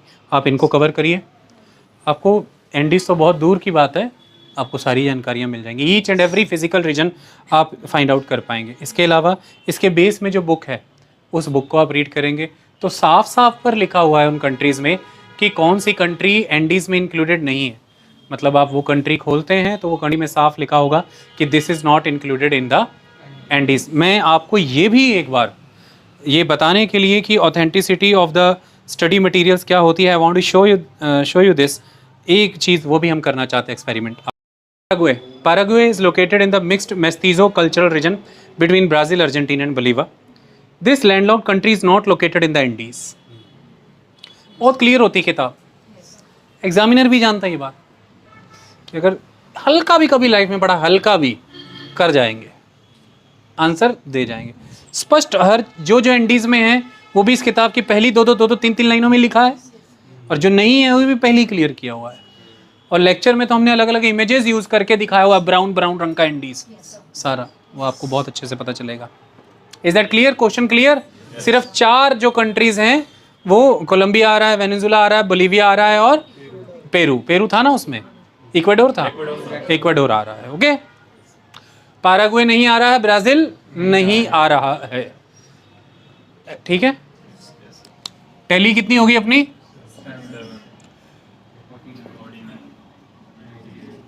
क्या बात है, एक से एक करके बढ़ता जा रहा है। ओके, अगले क्वेश्चन की ओर बढ़ते हैं। देखिए नेक्स्ट क्वेश्चन है, ये जो फंडामेंटल्स ऑफ फिजिकल ज्योग्राफी किताब है, क्वेश्चन उसी में से है। पहले उसमें एक मिनरल्स एंड रॉक्स का चैप्टर अभी भी है, हमारे पास ओल्ड वर्जन है तो उसमें वो चैप्टर है, लेकिन with the passage of time वो चैप्टर रिमूव किया गया। अलग अलग NCERTs के सोर्सेज में बड़ी आराम से मिल जाएगा। इवन ये टॉपिक कई बार केमिस्ट्री में भी मिल जाता है, और ज्योग्राफी की किताबों में जब आप सॉइल पढ़ते हैं तो भी ये बड़े आराम से मिल जाएगा, बहुत आराम से। तो ये मल्टीपल सोर्सेज में अवेलेबल टॉपिक है। Okay, statement 1, in the context of effect of water on rocks, जो पानी का प्रभाव आता है चट्टानों पे, उस मामले में chalk is known as a very permeable rock. जो चॉक है वो बहुत परमिएबल है। Whereas clay is known as quite an impermeable और least permeable, as it is समझाया है ना लेक्चर में। तो चौक जो है वो परमिएबल है और जो क्ले है वो काफ़ी इम्परमिएबल है, लीस्ट परमिएबल है। तो ये स्टेटमेंट 1 सही है। Statement 2, chalk is porous and hence can absorb water. तो चौक पोरस होती है, वाटर एब्जॉर्ब कर लेती है और अल्टीमेटली फिर उसमें आगे वो पोर स्पेसेस फर्दर रास्ता बनाते हैं, तो पानी रेस करके अंदर भी चला जाता है, परमिएबिलिटी एग्जिस्टेंस में आती है और पानी ग्राउंड वाटर में जा कर के जमा हो जाता है। इवन पानी के साथ डिज़ोल्व भी हो जाती हैं रॉक्स और वो उसका डिज़ोल्व मटेरियल भी बह जाता है। ओके, हमने लाइमस्टोन टोपोग्राफीज़ में ये सारा पढ़ा, बहुत अच्छे से, बहुत डिटेल से इसके बारे में आपको पढ़ाया गया है। Okay, statement 2 is correct. Statement 3, clay is not at all porous. ये स्टेटमेंट इज़ रॉन्ग। ऐसा नहीं है कि नॉट एट ऑल पोरस, वो इम्परमिएबल है, इम्परवियस है, बट हाँ उसमें पोरोसिटी होती है। अगर थोड़ी देर के लिए लॉजिक से सोचें कि क्ले पोरस ही नहीं, तो क्ले पॉट्स में पानी रख के पीने को क्यों कहते हैं गर्मियों में? उसमें पानी ठंडा क्यों रहता है? आज दिन तक आपको यही फेनोमेना पता है कि उसमें वो पानी अंदर से रेस करके उसके आउटर सरफेस पे आता है और आउटर सरफेस पे जब आता है तो वो इवेपोरेट हो जाता है। जब वो इवेपोरेट होता है तो वो कंटेनर की हीट ले जाता है, इससे फिर उसी वॉल के संपर्क में जितना पानी है वो ठंडा रहता है। ये आज दिन तक सैकड़ों बार आपको बताया है। ओके, ये एक चीज़ है। दूसरी बात, हमने सॉइल्स पढ़ी हैं, सॉइल्ड सिल्टी होती हैं, सैंडी होती हैं और क्लेई होती हैं। क्लेई सॉइल्स में पानी ज़्यादा खड़ा रहता है ऊपर की लेयर्स में। उसका कारण ये है कि उसके जो पार्टिकल्स है बहुत फाइन है ना, वेरी फाइन पार्टिकल्स। तो फाइन पार्टिकल्स होने के कारण ये है कि पानी को ट्रैप कर, मतलब पानी को ऊपर ही ऊपर अपने पास रोक लेता है, पेपड़ी बन जाती है क्लेई सॉइल की, ये एक चीज़ है। लेकिन पानी ऊपर की लेयर में खड़े होने के बाद वहाँ पर एब्जॉर्ब होता है, इतना का पोर स्पेस होता है, पर अंदर चला जाए ऐसी, अंदर रेस करके नीचे चला जाए ऐसी परमिएबिलिटी नहीं होती है। तो ये पोरस तो होती है, बहुत नहीं लेकिन पोरस है, पर परमिएबल नहीं है, बहुत कम परमिएबिलिटी है। चौक परमिएबल होती है। तो there are different type of rocks. Even आपको एक रॉक ऐसी भी पढ़ाई है जो पोरस नहीं है लेकिन फिर भी उनमें परमिएबिलिटी है, जैसे कि ग्रेनाइट रॉक्स। वो ऐसे पढ़ाया था कि उनमें जॉइंट्स होते हैं। ये कॉन्सेप्ट मुझे हमारे लेक्चर में एज इट इज़ गिवन था, इवन बुक में भी एज इट इज़ गिवन है। Okay, is that clear? हमने जीसी लियोंग का कंटेंट सारा इसमें लिया था और आपको पढ़ाया था। डन है? तो अब आपके सामने हम इसको दोबारा रखते हैं। फिजिकल ज्योग्राफी की हमारी प्लेलिस्ट है जिसमें मिनरल्स एंड रॉक्स के टॉपिक्स हैं। 2 टॉपिक हैं, स्टैंडर्ड मिनरल्स एंड रॉक, उसके बाद इग्नियस रॉक्स, फिर सेडिमेंट्री और मेटामॉर्फिक। सेडिमेंट्री में ये क्लियर किया गया है। ओके, तो पहले 2 स्टेटमेंट तो आपको सही लगे, तीसरा गलत लगा। अब इसका आंसर देखिए, ये स्टेटमेंट वाला क्वेश्चन है, ठीक है? तो स्टेटमेंट 1 तो करेक्ट थी, स्टेटमेंट 2 भी करेक्ट थी, स्टेटमेंट 3 जो थी the clay is not at all porous, ये रॉन्ग थी। अब हमारे सामने ऑप्शंस क्या हैं? 3 स्टेटमेंट वाला क्वेश्चन बड़े आराम से आप सॉल्व करेंगे। इस बार थोड़ी वेरिएशन मिल गई आपको पॉलिटी और हिस्ट्री सेगमेंट से, इसमें थोड़ा अलग वेरिएशन मिल गया क्योंकि इसमें अब एक स्टेटमेंट गलत हो गई ना। अब कैसे करना देखो, ऑप्शन पहला कहता है both statement 2 and statement 3 are correct and both of them explain statement 1। ये तो सही नहीं है, एक स्टेटमेंट तो गलत हो गई है ना। अगला है both statement 2 and 3 are correct but only one of them explain statement 1। ये भी गलत है, एक स्टेटमेंट तो गलत हो गई है। Only one of the statements 2 and 3 is correct, only one of the statements 2 and 3 is correct and that explain statement 1। तो स्टेटमेंट 2 और 3 में से एक ही सही है, और वो जो सही है वो ये है कि chalk is porous and hence can absorb water. और स्टेटमेंट 1 क्या थी? In the context of effect of water on the rocks, chalk is known as a very permeable rock whereas clay is known as quite an impermeable or least permeable rock. Why chalk is permeable? Because chalk is porous and hence can absorb water. Okay? तो दूसरी और तीसरी statement में से एक सही है, दोनों सही नहीं है। Only one of the statements 2 and 3 is correct. तो पहली बात सही होगी and that explains the statement 1. तो option C is the answer. Okay? तो ये थोड़ी वेरिएशन हो गई आपको कि इस बार पता लग गया कि ये 3 स्टेटमेंट वाले क्वेश्चन कैसे करने हैं। डन हो गया? चलिए, हमारी टैली कितनी हो गई?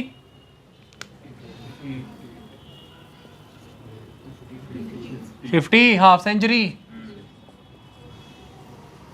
अच्छे से लिखना बनता है। 100 स्कोर हो गया आपका, 100, 50 क्वेश्चन हमने कर दिया आपके सामने। चलिए अगले क्वेश्चन की ओर बढ़ते हैं। देखिए नेक्स्ट क्वेश्चन आप इसे ज्योग्राफी से ही लीजिए। ज्योग्राफी में ट्रांसपोर्ट एंड कम्युनिकेशन एक बहुत इंपॉर्टेंट चैप्टर है, लोअर क्लासेस में भी है, हायर क्लासेस में भी आएगा। इंटरनेशनल ट्रेड एक इंपॉर्टेंट चैप्टर है जिसमें सारे पोर्ट्स के बारे में बहुत अच्छे से बताया है, इंटरनेशनल ट्रेड रूट्स के बारे में बहुत अच्छे से बताया, नए तरह के जो करार हुए हैं वो बहुत अच्छे से बताएं, और वैसे ही खबरों में भी रहता है topic. So India is one of the founding members of the international north south transport corridor INSTC, a multi modal transportation corridor which will connect, ये क्या है, India to central Asia to Europe via Iran, India to central Asia via China, wrong, India to south east Asia, wrong, India to Europe through Azerbaijan, Azerbaijan से होकर के आप जाएंगे। देखिए इसको ध्यान से समझिए, India to central Asia to Europe via Iran, इसमें हमें ईरान को मेनली यूटिलाइज़ करना है। International north south transport corridor, तो इट इज़ मेनली कि हम ईरान के वाया एक रास्ता खड़ा करेंगे, हाँ, जिसमें रास्ते में अज़रबैजान भी यूटिलाइज़ होगा, ओके।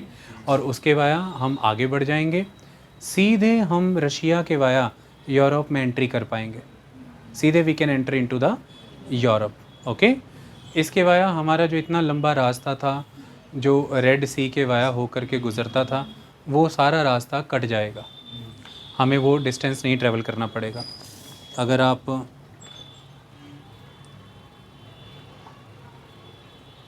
ये हमारे ही चैनल पर हमारी प्लेलिस्ट है कंटेम्प्रेरी हिस्ट्री की, दिस इज़ द प्लेलिस्ट, आपको मिल जाएगी।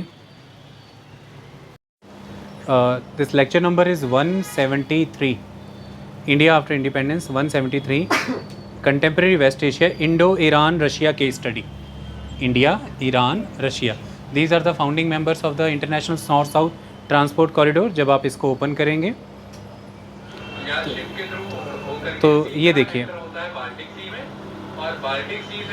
ये देखिए आपके सामने हमने सारा रूट बनाया हुआ है ना, तो ये देखिए कहाँ पर एंटर हो रहे हैं हम, यूरोप में। जो पुराना रूट है वो this is the old route, this one is the old route, red sea के वाया टाइम लगता है, और ये सीधे सीधे आपका रूट जाएगा इंडिया से, देखिए ईरान, बंदर अब्बास, ऊपर जाएंगे अज़रबैजान, ऊपर आप चले गए, देखिए यहाँ पर फिर आस्ट्राखान, तो हमने देखा इंडिया ईरान सेंट्रल एशिया होते हुए सीधे आप जाएंगे रशिया में एंटर हुए मॉस्को, सीधे आप ऊपर चले गए दैट इज़ सेंट पीटरसन, वहाँ से वाया बाल्टिक सी आप यूरोप को एक्सेस कर जाएंगे, international north south transport corridor. पूरा लेक्चर इसमें बहुत अच्छे से बात करता है, ओके। आप इसे कवर करिए, आपका ये क्वेश्चन हो जाएगा सीधे डायरेक्ट, ओके। चलें आगे, बढ़ा दें टैली, कितने क्वेश्चन हो गए, 9 क्वेश्चन ज्योग्राफी से ना, 51 क्वेश्चंस टोटल, 102 स्कोर हो गया है, अच्छा स्कोर है, हेल्दी स्कोर है, बहुत स्कोर करना है अभी हमें, बस आप वेट करिए। अच्छा खासा स्कोर देने के बाद फिर हम आपको वो स्किल सिखाएंगे कि जिसमें अगर कभी आप लिमिटेड नंबर्स पे रुक जा रहे हैं तो हमें फिर कैसे काम करना है।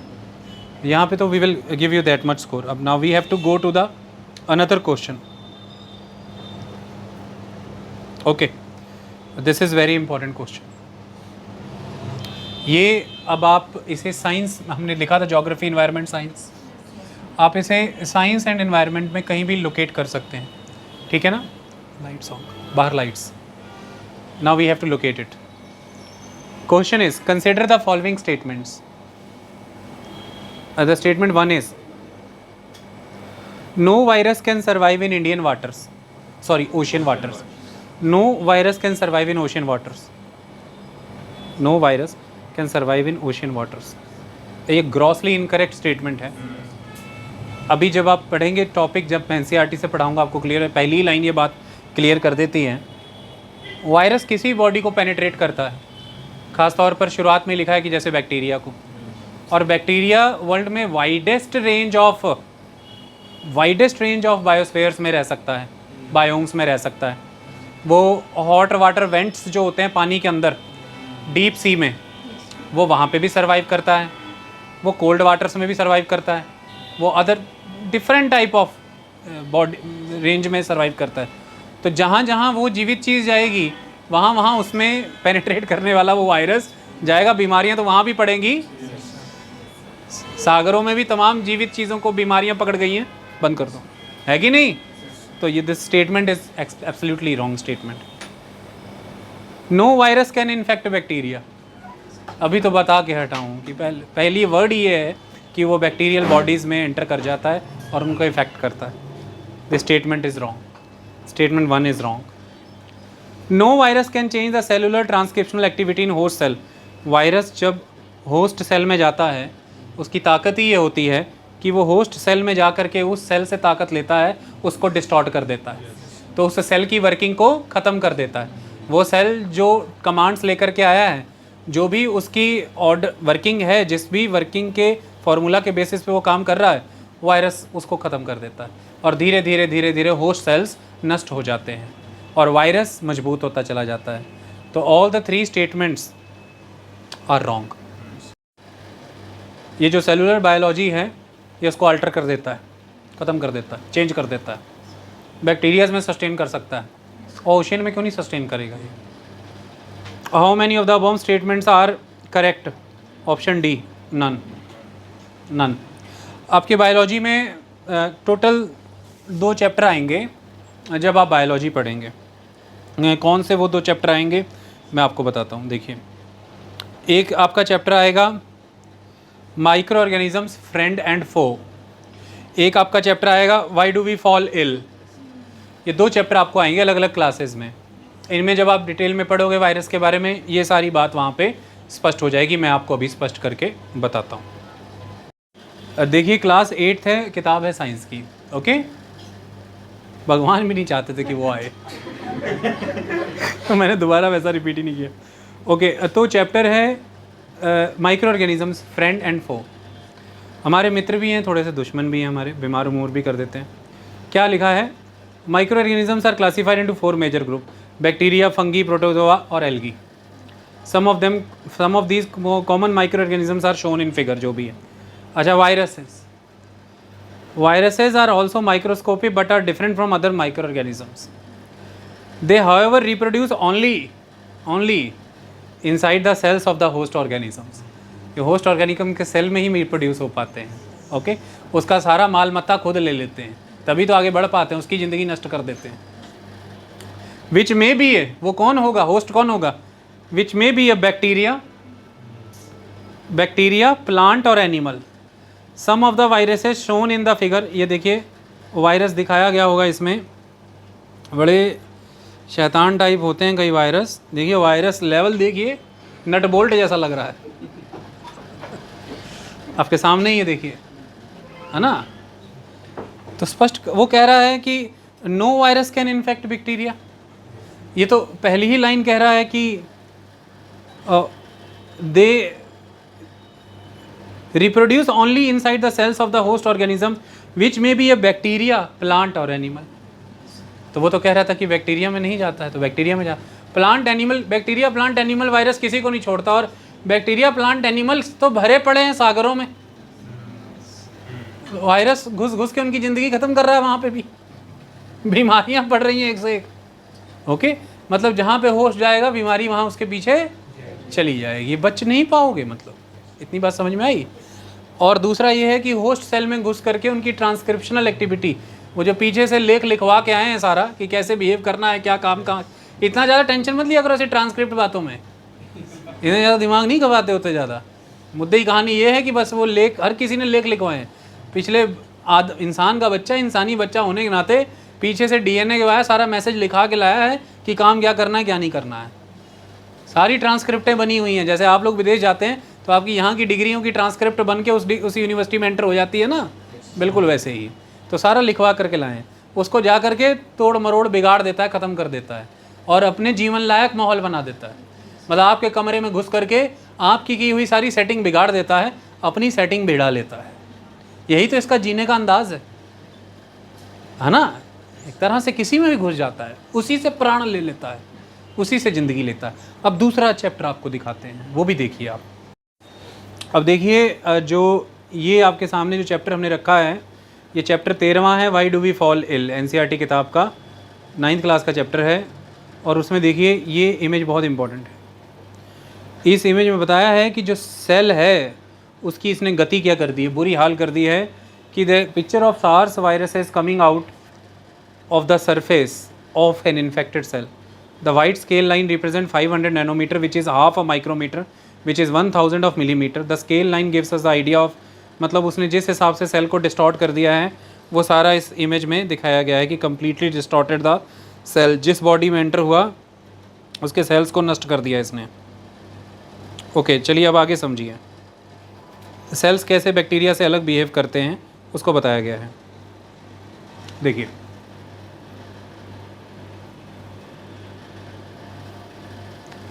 all viruses for example live inside the host cells. All viruses live inside the host cell, whereas bacteria very rarely do. Bacteria ऐसा नहीं करता, वो host cell में नहीं रहता। Viruses, bacteria and fungi multiply very quickly. Multiply बहुत तेज़ी से होते हैं, while worms multiply very slowly. इसी तरह से आगे बताते हुए बैक्टीरिया और वायरस में कंपैरिजन किया है। All bacteria are closely related to each other than to virus. Bacteria relate होते हैं आपस में, वायरस नहीं। इसलिए बैक्टीरिया के लिए एक दवाई बनाई हो तो वो एंटीबायोटिक ब्रॉड रेंज में इस्तेमाल हो जाता है, बट वायरसेस के केस में ऐसा नहीं होता है, वहाँ पर ये काम नहीं होता है। कैसे बैक्टीरिया काम करता है, वायरस उससे कैसे अलग है, यहाँ पे बताया गया है कि many antibiotic works against many species of bacteria rather than simply working against the one. Viruses do not use these pathways, जो पाथवेज बैक्टीरिया बनाता है, at all, and that is the reason why antibiotics not work against the viral infection. If we have a common cold, taking antibiotics वो किसी तरह से भी हमें फ़ायदा नहीं देते हैं। वायरस कैसे स्प्रेड होता है वो इसमें सारा बता दिया गया है कि वो इन तरीक़ों से स्प्रेड होता है। नेसल पैसेज के वाया आपकी बॉडी में एंटर कर जाएगा, और भी बॉडी कॉन्टेक्ट्स अगर आप इस्टेब्लिश करते हैं तो भी वो एंटर कर जाएगा, और कैसे काम करता है, बॉडी को कैसे नुकसान पहुँचाता है, वो इसमें सारा बताया गया है। ऑर्गन स्पेसिफिक और टिश्यू स्पेसिफिक मैनिफेस्टेशंस बताई गई हैं सारे वायरसेस की, कि किस चीज़ को कौन सा वायरस इम्पैक्ट करता है और किस मैनर में करता है। जैसे HIV वायरस कैसे काम करता है, वो कैसे नुकसान पहुंचाता है। जैपनीज एंसेफेलाइटिस वायरस कैसे नुकसान पहुंचाता है। So all the viruses and their working is clearly explained there. Okay, तो viruses can enter the wide range of body in different biome. तो जब bodies can survive in different biome, then viruses can also enter. Second, viruses can enter the bacteria, it is a very clear cut statement. And third, viruses वो जिस भी host cell में जाते हैं उसकी transcriptional activity को distort कर देते हैं और अपनी दुनिया बसा लेते हैं, अपना काम करना शुरू कर देते हैं। ओके, तो अब हम इस क्वेश्चन, तो देखिए साइंस से क्वेश्चन आया है, थोड़ा सा आपको प्रेजेंस ऑफ माइंड रखना है। पहली स्टेटमेंट आपको इस तरफ जाना ही नहीं है ना, land, ocean, mountain, ocean, mountain, land, tree, ऐसा तो जाना ही नहीं कि कौन कहाँ रह रहा है। Simple idea is virus penetrate किसको करता है, प्लांट्स को पेनिट्रेट करता है, एनिमल को पेनिट्रेट करता है, बैक्टीरिया, सबको इनको पेनिट्रेट करता है, और ये हर जगह मौजूद है। जहाँ ये मौजूद हैं वहाँ वायरस जा रहा है, तो वो वहाँ जा रहा है ओशियंस में। सो अल्टीमेटली ये तीनों ही statement, no virus can change the cellular transcriptional activity in host cells, ऐसा नहीं है। No virus can infect bacteria, ऐसा नहीं है। No virus can survive in ocean water, ऐसा नहीं है। ये तीनों स्टेटमेंट्स गलत हैं। So none is the answer. Okay, none is the answer. ये साइंस का क्वेश्चन था जो आपकी किताब से हो सकता था। साइंस के एक दो क्वेश्चंस और हैं जो सीधे सीधे आप कहें कि किताब में गिवन है, ऐसा नहीं है, नहीं हो सकते। उसके लिए बिल्कुल रिसेंटली क्या डेवलपमेंट्स हुई हैं वो पढ़ने ज़रूरी हैं। हम वो भी क्वेश्चंस करेंगे, पहले हम वो बता रहे हैं जो आपकी किताब के वाया आप कर सकते हैं। ओके, टैली कितनी होगी हमारी यहाँ पे, अब ये 9 है ज्योग्राफी, एक यहाँ पे हमने ऐड किया साइंस। साइंस में हमने स्पेसिफिकली इसे ऐड किया बायोलॉजी में, तो it is from the biology. इस तरह से आपकी साइंस कंट्रीब्यूट करती है। अगर आप कंटेम्प्रेरी मैनर में साइंस एंड टेक पढ़ रहे हैं तो भी आपकी साइंस की नॉलेज आपको साइंस एंड टेक की अंडरस्टैंडिंग को बनाएगी, वरना आप साइंस एंड टेक की अंडरस्टैंडिंग बना ही नहीं पाएंगे अगर आपके पास साइंस की नॉलेज नहीं है। ये मैं एक क्वेश्चन के वाया आपको प्रूव करने वाला हूँ। I will prove this with one question. और अगर साइंस की अकेले की बात करें तो उसमें खुद में से बहुत क्वेश्चन आते हैं। ये तो यूपीएससी की हम बात कर रहे हैं, state level civil services exams में तो साइंस आते ही बहुत डायरेक्ट है। बायो, केमिस्ट्री, फिजिक्स बहुत डायरेक्ट क्वेश्चंस आते हैं जब हम state level civil services exams की बात करते हैं। तो टोटल हमारे क्वेश्चन यहाँ पे हो गए 52 और टोटल हमारी टैली हो गई 104 स्कोर। आज हम 52 क्वेश्चनों तक पहुँचे हैं। आज हमारा ज्योग्राफी, इन्वायरमेंट, साइंस, क्योंकि हमने इकट्ठे ले लिया सारा सेगमेंट, ज्योग्राफी, इन्वायरमेंट, साइंस का पार्ट ए था। पार्ट बी हम अगले सेशन में रिकॉर्ड करेंगे। आज का लेक्चर इनफ बड़ा हो चुका है जितना होना है। तो we have thoroughly discussed 10 questions, they are of wide range. कुछ मैप से आ रहे हैं, कुछ एटमॉस्फेयर से आ रहे हैं, कुछ टिपिकली जियोमॉर्फोलॉजी से बिलोंग कर रहे हैं, कुछ क्लाइमेटोलॉजी से, और कुछ हमने यहाँ पर अब देखा कि वो साइंस से आ रहे हैं। ओके, एंड द कुछ from the transport and communication as well, जैसे INSTC, और वो काफ़ी हद तक कंटेम्प्रेरी भी है, लेकिन इतना भी कंटेम्प्रेरी नहीं है कि आज ही की बात है। लंबे समय से वो प्रोजेक्ट चला आ रहा है। और हमारा वो खुद का लेक्चर 4 ईयर्स ओल्ड था। जिस लेक्चर से हमने आपको दिखाया वो खुद 4 साल पुराना लेक्चर था। Is that clear? Okay, done. Thank you so much.